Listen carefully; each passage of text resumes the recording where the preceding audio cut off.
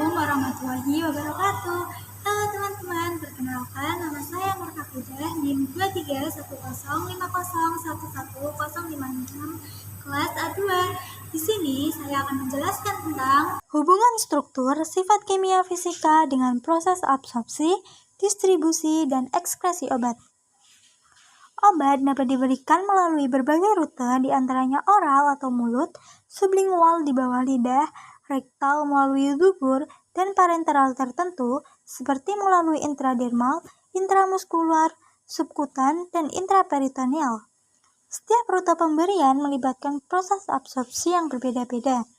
Proses absorpsi merupakan dasar yang penting dalam menentukan aktivitas farmakologis obat. Kegagalan atau kehilangan obat selama proses absorpsi akan mempengaruhi efek obat dan menyebabkan kegagalan pengobatan. Saat kita mengonsumsi obat, hal pertama yang terjadi adalah absorpsi atau penyerapan obat ke dalam tubuh. Proses ini biasanya terjadi di saluran pencernaan dengan lokasi pastinya tergantung pada sifat obat itu sendiri. Faktor-faktor seperti ukuran partikel, kelarutan obat dalam air atau lemak, serta derajat ionisasi obat berperan dalam mempengaruhi kecepatan absorpsi obat ke dalam darah.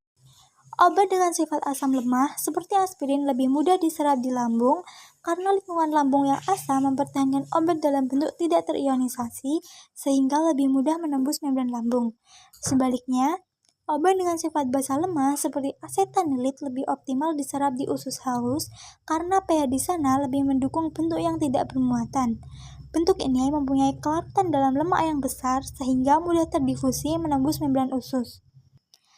Setelah diabsorpsi dan masuk ke dalam pembuluh darah, obat akan didistribusikan ke seluruh tubuh melalui aliran darah.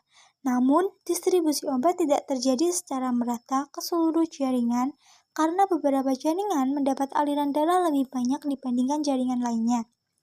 Distribusi obat terjadi dengan cara menembus membran biologis melalui proses difusi yang dipengaruhi oleh struktur kimia, sifat fisikokimia obat, serta karakteristik membran biologis. Kelarutan senyawa organik dalam lemak juga berperan penting dalam proses ini. Senyawa nonpolar yang lebih mudah larut dalam lemak cenderung memiliki koefisien partisi lemak atau air yang tinggi, sehingga lebih mudah menembus membran sel secara difusi. Semakin besar nilai koefisien partisi klorofom atau air dari bentuk tak terionisasi obat, semakin besar pula presentasi obat yang diabsorpsi.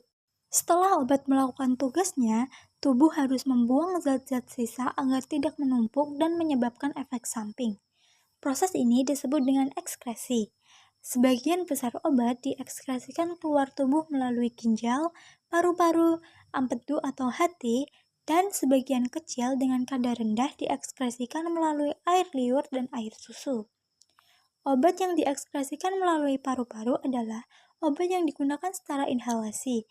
Contohnya, siklopropan, etilen, nitrogen oksida, halutan, ether, dan kloroform. Sifat fisik yang menentukan kecepatan ekskresi obat melalui paru adalah koefisien partisi darah atau udara. Ekskresi obat melalui ginjal.